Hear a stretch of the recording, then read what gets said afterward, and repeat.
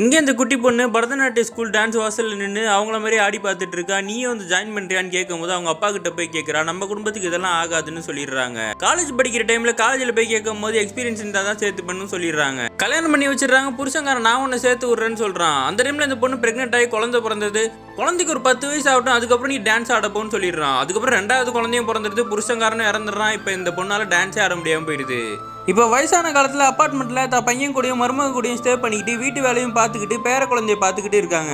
ஆன்லைனில் பரதநாட்டியம் கிளாஸ் கற்றுக்கிட்டு இருக்காங்க. பேர குழந்தைய தொட்டியில் போட்டு 3 பேர் முன்னாடி ஆடி காமிச்சு அரங்கேற்றம் பண்ணலாம், டான்ஸ் ஆடிக்கிட்டே இருக்காங்க. அப்போ பேர குழந்தை அழுதுடுறான். வேற வழியே இல்லாமல் அவனை போய் தூக்கிடுறாங்க. இவங்களும் வீடியோ காலை கட் பண்ணிடுறாங்க.